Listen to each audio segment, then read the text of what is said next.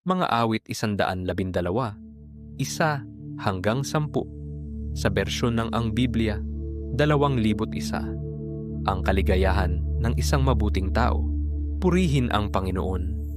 Mapalad ang tao na natatakot sa Panginoon, na lubos na nagagalak sa kanyang mga utos. Ang kanyang mga binhi ay magiging makapangyarihan sa lupa. Ang salinlahi ng matuwid ay magiging mapalad. Nasa kanyang bahay ang mga kayamanan at kariwasaan, at ang kanyang katuwiran ay nananatili magpakailanman. Ang liwanag ay bumabangon sa kadiliman para sa matuwid. Ang Panginoon ay mapagbiyaya at mahabagin at matuwid. Ito ay mabuti sa taong mapagbigay at nagpapahiram. Pananatilihin niya ang kanyang layunin sa katarungan, sapagkat siya'y hindi makikilos magpakailanman. Ang matuwid ay maaalala magpakailanman. Siya'y hindi matatakot sa masasamang balita. Ang kanyang puso ay matatag, na sa Panginoon ay nagtitiwala. Ang kanyang puso ay matatag, hindi siya matatakot. Hanggang ang nais niya sa kanyang mga kaaway ay makita niya. Siya'y nagpamudmod, siya ay nagbigay sa dukha.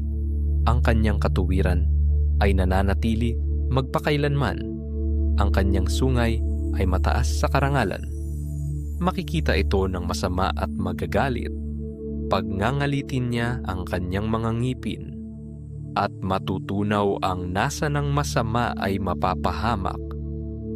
Mga awit 112, 1 hanggang 10. Sa bersyon ng Ang Biblia, 2001.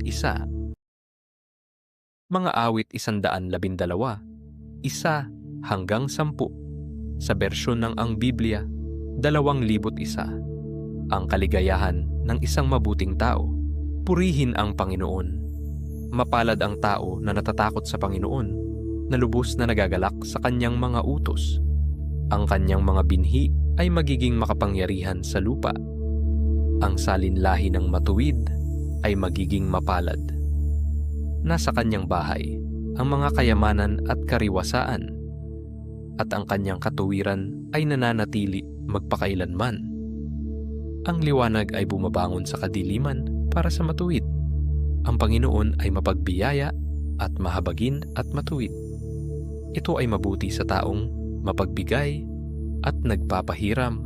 Pananatilihin niya ang kanyang layunin sa katarungan, sapagkat siya'y hindi makikilos magpakailanman. Ang matuwid ay maaalala magpakailanman.